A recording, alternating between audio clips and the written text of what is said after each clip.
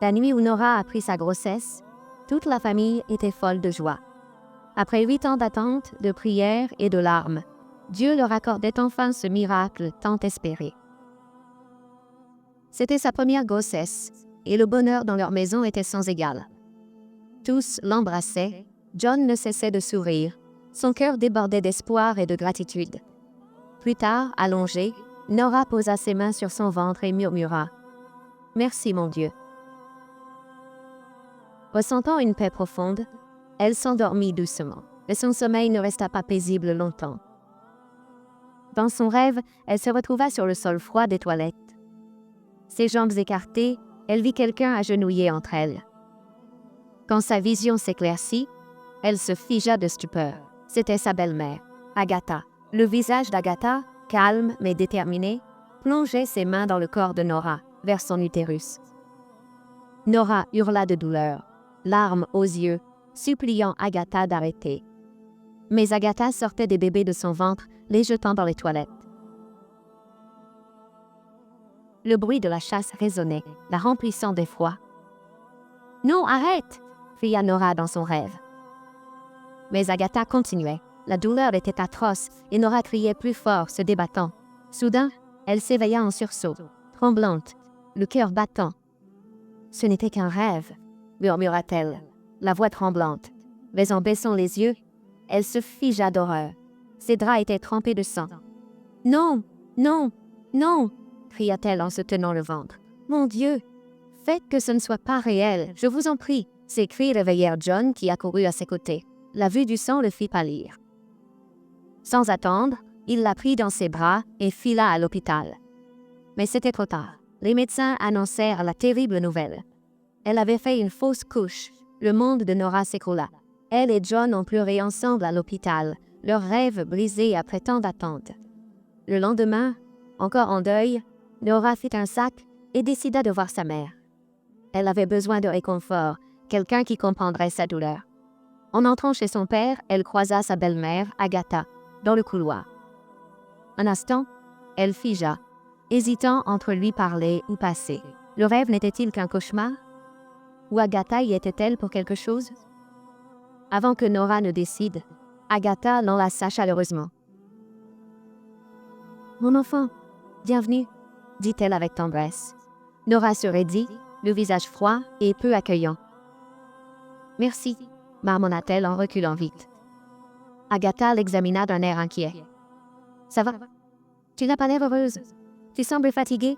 dit-elle d'une voix préoccupée. « Ça va », répondit Nora sèchement, évitant son regard. « Je vais voir maman. » Elle s'éloigna, laissant Agatha confuse dans le couloir. Dans la chambre de sa mère, Nora craqua enfin. Elle tomba à genoux, le visage baigné de larmes. « Nora, que se passe-t-il? Tu m'effraies » s'écria sa mère en accourant. Entre deux sanglots, Nora dit « J'ai perdu le bébé, maman. » Sa mère haleta, la serrant fort contre elle. « Mon enfant, je suis navrée » chuchota-t-elle. Nora expliqua tout. Le rêve, le sang, ses doutes sur Agatha. « Maman, je crois qu'Agatha y est mêlée » dit-elle, tremblante. Mais sa mère l'interrompit aussitôt. « Non, ma chérie, ne pense pas ainsi. Le diable use parfois de visages aimés pour semer le doute. Agatha nous a toujours bien traités, depuis son mariage. Sans enfant, elle vous a aimés comme les siens. Je ne crois pas qu'elle te ferait du mal. Mais maman, commença Nora. Sa mère secoua doucement la tête. Écoute mon enfant, gardons foi en Dieu. L'enfant qui restera viendra, ce n'est pas la fin. Garde la foi, dit sa mère en caressant ses cheveux. Nora acquiesça, larmoyante, le doute persistant, tandis que sa mère la tenait dans ses bras. Elle se demandait en silence si elle pourrait à nouveau faire confiance à Agatha. Le coup d'Agatha à la porte interrompit leur conversation émotionnelle. « Maman Nora, tout va bien ?» demanda-t-elle, la voix empreinte d'inquiétude. Maman Nora sortit la voir, fermant doucement la porte derrière elle. Elle expliqua tout. Le rêve, le saignement et la perte dévastatrice de la grossesse. Le visage d'Agatha pâlit tandis que des larmes lui montaient aux yeux. « Dieu m'en garde de blesser les miens » s'exclama Agatha, la voix tremblante d'émotion. « Je ne ferai jamais de mal à Nora ou à quiconque dans cette famille. Maman Nora posa une main sur son épaule. Je sais, Agatha, je crois que c'est le diable qui tente de briser notre paix familiale. Agatha hocha la tête puis dit, pensive, il y a une prophétesse que je connais. C'est une puissante femme de Dieu qui sait gérer les problèmes spirituels. On devrait aller la voir. Elle peut nous aider. Nora et sa mère échangèrent un regard. Bien qu'hésitante, elle faisait la confiance à Agatha. Ensemble, ils décidèrent de consulter la prophétesse pour trouver réponse et paix. Le voyage jusqu'à la demeure de la prophétesse fut long et inquiétant. Ils marchèrent vers un village, par un sentier étroit, menant à une colline près d'une rivière sombre. La vallée, entourée de collines ombragées, avait un air lourd, chargé de secrets inavoués. À leur arrivée, la prophétesse les attendait déjà. C'était une femme âgée au visage sage et usé, vêtue d'une longue robe flottante. Ses yeux perçants semblaient lire l'âme de Nora comme si elle savait déjà tout. Elle hocha la tête en silence et leur fit signe de s'asseoir. Nora serra la main de sa mère, mal à l'aise quand la prophétesse commença à prier. Sa voix, stable et imposante, emplit la petite pièce d'une présence puissante. Les bougies vacillaient, projetant d'étranges ombres dansantes sur les murs. Nora sentit un frisson la parcourir et serra plus fort la main de sa mère. Elle voulait fuir, mais quelque chose chez la prophétesse la clouait sur place. Après une éternité, la prophétesse ouvrit les yeux et parla doucement, d'une voix mystérieuse. « Nora, dit-elle, un puissant esprit de l'eau vous suit. Cet esprit vient des profondeurs et vous est lié depuis avant votre naissance. Il cause ces étranges événements dans votre vie. Une prière spéciale brisera son emprise. » Le visage de Maman Nora pâlit tandis qu'elle serrait la main de Nora plus fort. « Je vous en prie, faites tout pour aider ma fille, » supplia-t-elle. La prophétesse secoua lentement la tête. « Cela ne peut se faire sans la présence de son mari, » dit-elle. « Revenez demain avec lui et un objet de l'enfance de Nora, un vêtement de bébé, idéalement. Ce soir, cependant, nous devons commencer la première prière. Seul moi et sa belle-mère pouvons l'accomplir.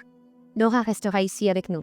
Ne t'inquiète pas, elle sera en sécurité. » Maman Nora hésita, le cœur lourd d'inquiétude. Elle ne voulait pas laisser sa fille, mais n'avait pas le choix.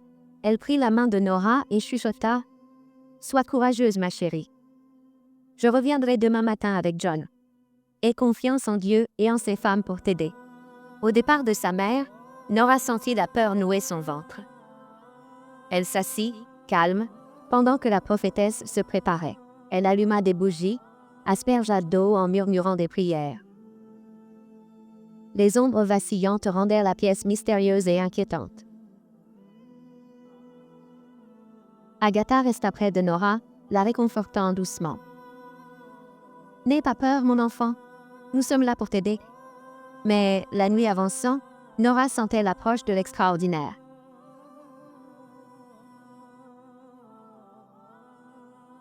Tard dans la nuit, dans le silence, la prophétesse appela Nora. La pièce sombre était éclairée par des bougies aux ombres dansantes. L'air était lourd de secrets trop grands pour être dit. Seule la voix douce mais ferme de la prophétesse résonnait. « Nora, viens ici, » dit la prophétesse. La prophétesse dit, ses yeux brillant à la lueur des bougies.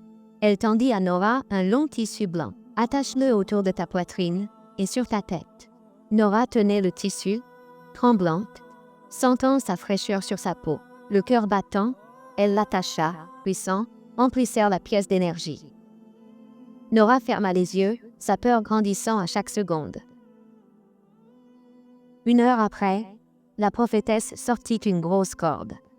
Elle s'approcha de Nora et lui lia fermement les mains. Le cœur de Nora battait la chamade. « Pourquoi me lier les mains ?» demanda-t-elle tremblante.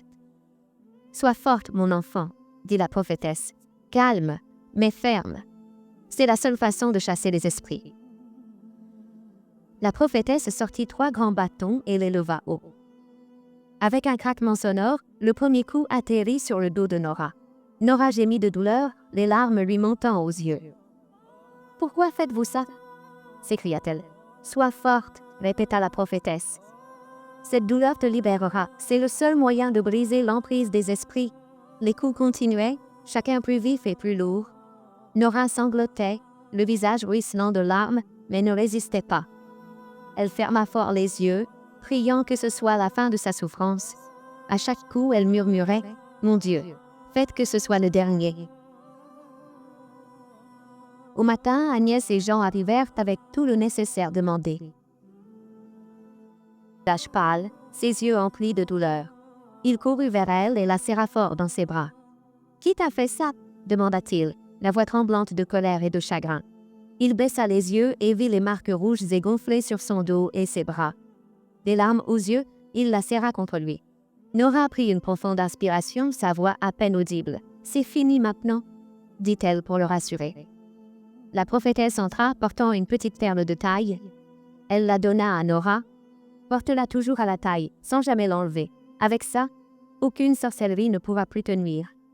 Il n'y aura plus de fausses couches. » Nora et John quittèrent la maison de prière, le cœur lourd mais plein d'espoir. En rentrant en ville, ils s'accrochaient à l'idée que leur cauchemar était fini.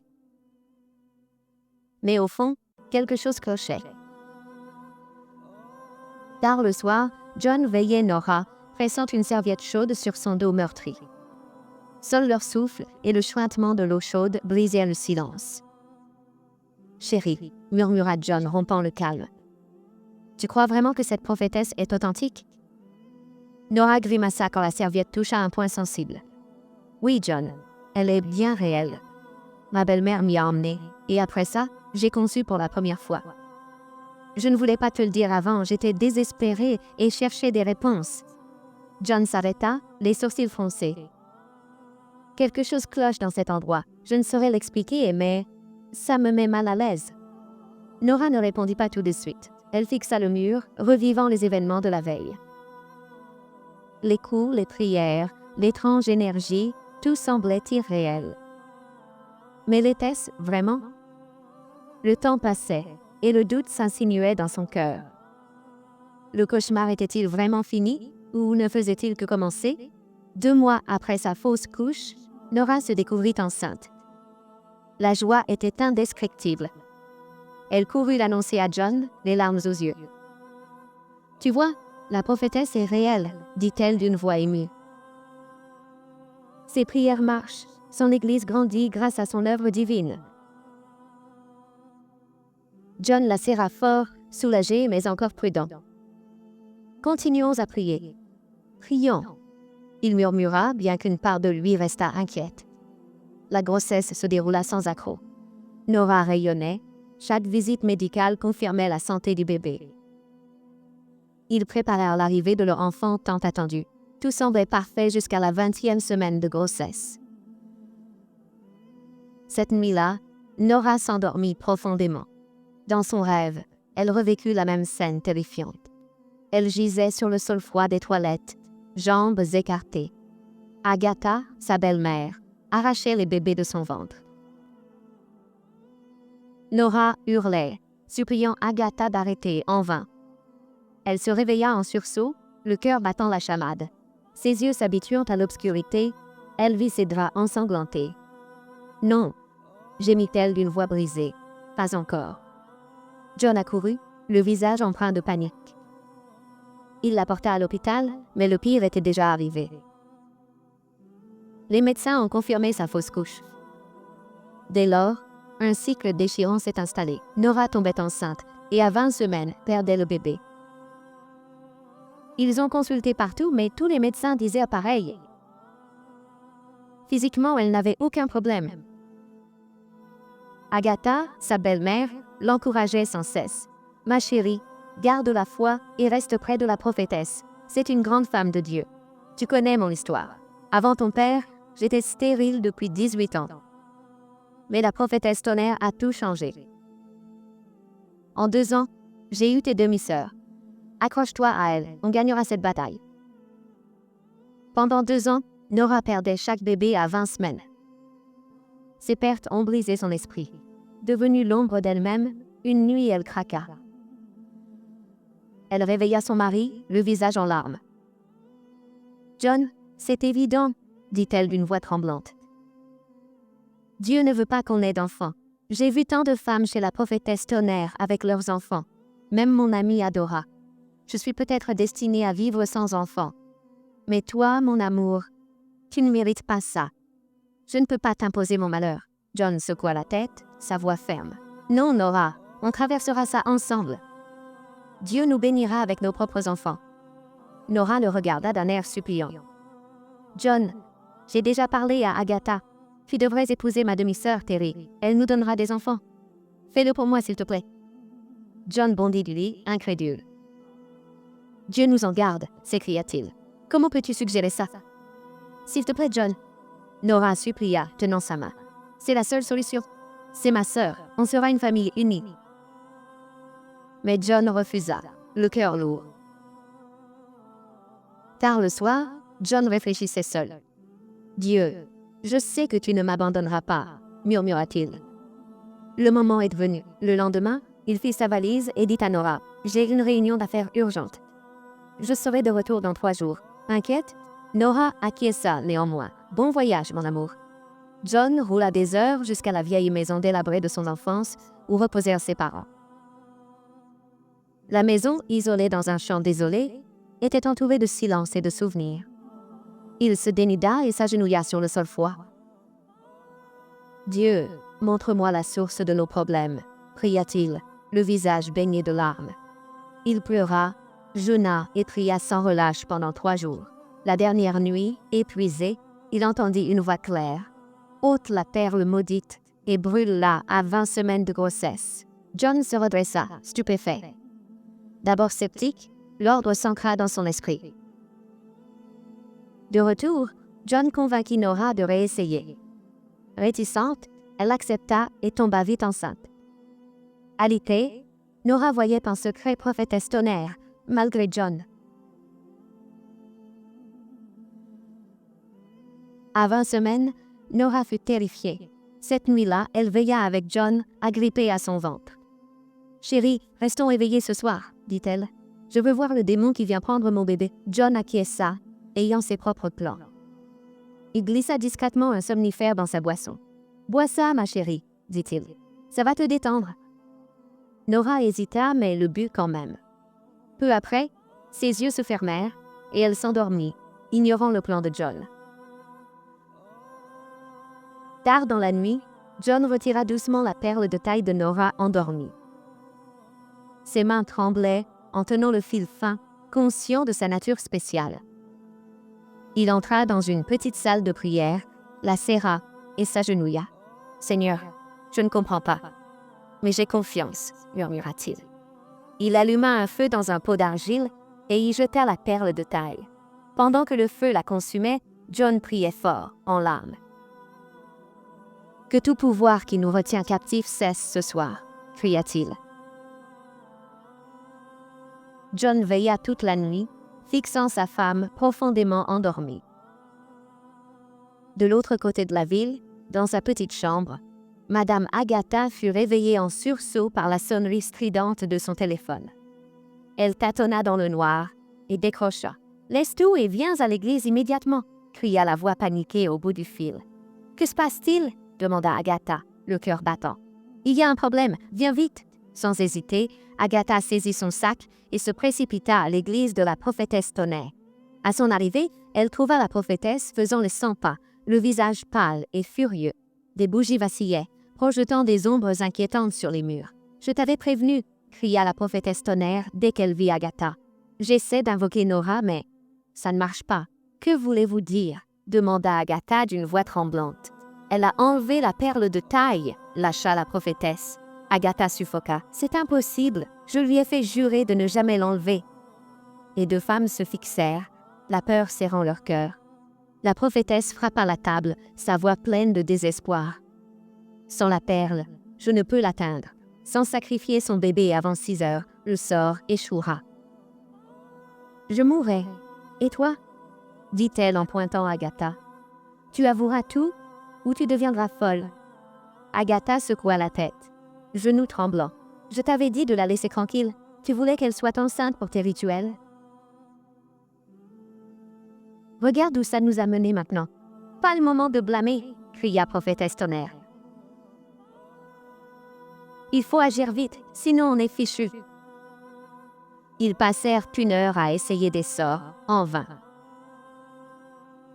Chaque minute était comme un nœud qui se resserrait. À 4h15, leur panique était à son comble. Prophétesse saisit Agatha, les yeux égarés. La seule option est de l'amener ici avant 6h. Mais comment? Demanda Agatha d'une voix brisée. C'est le milieu de la nuit. Je peux pas juste l'appeler et lui dire de venir maintenant. Elle habite à 35 minutes d'ici. Le temps qu'elle arrive, ce sera trop tard. La prophétesse frappa du poing sur la table. Alors va la chercher. Coûte que coûte, ramène-la ici avant l'aube. Si tu échoues, je meurs et tu en subiras les conséquences seule. Agatha hésita, puis prit son téléphone et composa le numéro de Nora. Ça sonnait, mais personne ne répondait. Elle réessaya, mais le téléphone était éteint. Elle ne répond pas, bégaya Agatha tremblante. Prends la voiture et va chez elle, ordonna la prophétesse Tonnerre. Pas de temps à perdre. Agatha acquiesça à contre-cœur. Le chauffeur approcha la voiture et Agatha monta. Roulez vite, supplia-t-elle, la voix désespérée. Dans les rues sombres, Agatha ne put retenir ses larmes. Dans quoi je me suis fourrée, murmura-t-elle. Plus ils approchaient, plus son cœur s'alourdissait. À l'intérieur, Jean priait encore, la voix rauque. Nora bougea un peu, mais ne se réveilla pas. Dehors, une tempête se préparait qui changerait tout. Le chauffeur fonçait, poussant la voiture à fond. Le trajet de 35 minutes fut fait en 25, mais pour Madame Agatha, Pour Agatha, chaque seconde semblait une éternité. Arrivée chez Nora, Madame Agatha n'a pas perdu un instant. Elle frappa à la porte, son poing tremblant de plus en plus fort. John ouvrit, le visage calme mais méfiant. « Mon gendre », Madame Agatha commença, la voix tremblante. « La prophétesse m'envoie. L'esprit qui vole les bébés arrive bientôt, dit-elle. Il faut emmener Nora à l'église pour la protéger. » John resta silencieux un moment. Son visage indéchiffrable. Il parla enfin. « Non, je suis là. J'attendrai ce démon moi-même. Nora ne bougera pas d'ici. » La tension était palpable. Madame Agatha haussa le ton désespéré. « John, pourquoi l'empêcher d'être sauvé? Voulez-vous ce malheur ou en êtes-vous la cause? » John plissa les yeux, mais leurs cris réveillèrent Nora. Elle sortit, se frottant les yeux, perplexe. « Que se passe-t-il? » demanda-t-elle, d'une voix douce mais inquiète. Madame Agatha se précipita vers elle. « Mon enfant, Dieu merci, tu es là. La prophétesse dit que tu dois venir à l'église tout de suite. On doit protéger ton bébé de l'esprit malin qui les emporte. J'ai supplié ton mari, mais il refuse. Je sais maintenant qu'il est impliqué dans tout ça. » Nora se figea, le cœur battant la chamade. Elle se tourna vers John, la voix tremblante. « John, pourquoi ferais-tu une telle chose? Pourquoi m'empêches-tu de protéger notre enfant? N'avons-nous pas assez souffert? » La voix de John était ferme mais calme. « Tu n'iras nulle part, Nora. » Mais Nora enfilait déjà ses chaussons, décidée à partir. « Je dois y aller. Je dois protéger mon enfant. » La voix de John tonna, ses mots tranchant la nuit. « Si tu sors, ce mariage est fini. » Nora s'arrêta net, le souffle coupé. Elle cria en se tournant pour faire face à John. Son cœur était déchiré entre son mari fidèle et la sécurité de son bébé à naître. Madame Agatha, voyant son hésitation, chuchota. « Nora, pense à ton bébé.